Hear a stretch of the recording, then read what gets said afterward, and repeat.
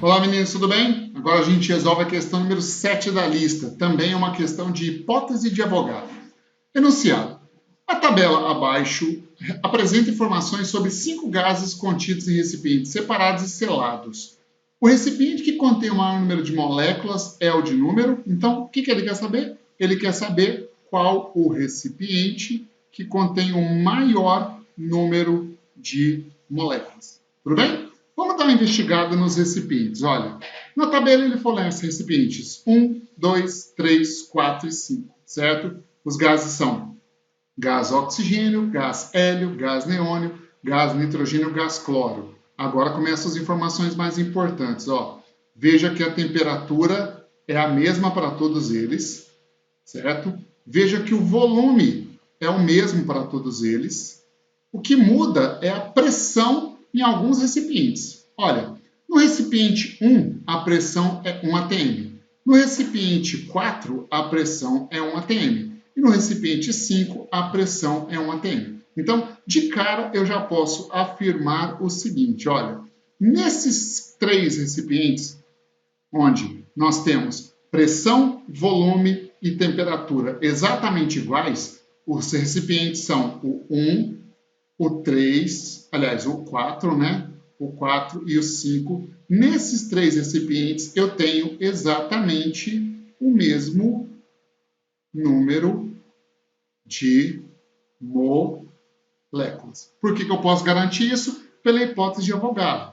Volumes iguais, de gases quaisquer, nas mesmas condições de temperatura e pressão. Quando as 3 variáveis de estado são iguais, o número de moléculas também tem que ser, né? Agora, o que está acontecendo nos outros 2 recipientes? Veja, no recipiente 2, a pressão é 2 atm. Ora, se a pressão dobrou, o que está acontecendo aí?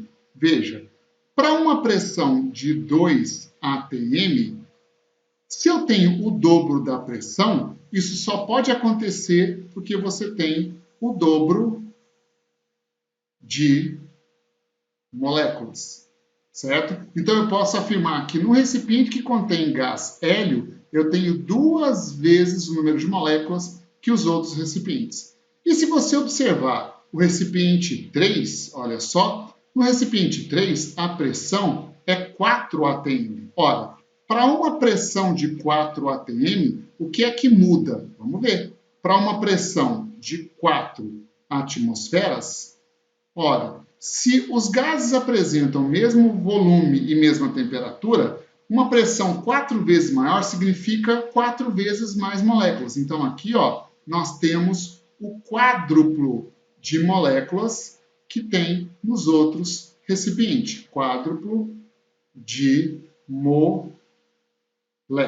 certo? Então, aqui no recipiente que contém gás neônio, eu tenho 4 vezes o número de moléculas do sistema. Então, olha o que ele quer saber. O recipiente que contém o maior número de moléculas é o de número qual? Ora, que contém o maior número de moléculas é o recipiente de número 3, e o recipiente de número 3 está na resposta da letra C, certo? Eu preciso fazer um comentário em relação a essa questão. Olha só, o meu comentário, deixa eu até pegar uma cor vermelha aqui, tá? O meu comentário é em relação ao recipiente 2 e ao recipiente 3. Veja, o recipiente 2 contém gás hélio e o recipiente 3 contém gás neônio.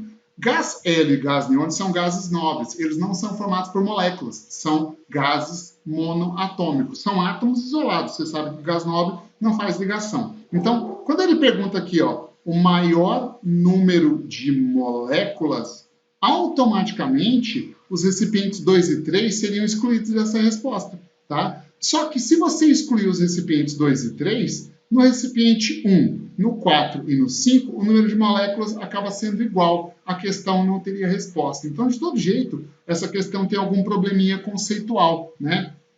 Mas, aqui nesse caso, quando a gente fala maior número de moléculas, seria mais interessante ter colocado de forma genérica maior número de partículas, mas também daria confusão. Então, a própria questão direciona a sua resposta para a letra C, entendeu? Isso acontece bastante em vestibulares. às vezes o enunciado tem algum probleminha e que se a gente for ser muito criterioso em relação àquele enunciado, a gente acaba errando uma questão em que a universidade não anula e acaba perdendo ponto de bobeira. Então, tem que ficar esperto com isso, você tem que acostumar com essas características. Por isso é interessante você, para fazer o vestibular de tal lugar, resolva questões dos vestibulares anteriores daquele lugar. Isso é importante para você treinar e acostumar com a linguagem de cada uma das bancas examinadoras. Tudo bem? Ok? Então, espero você para a próxima aula. Até mais.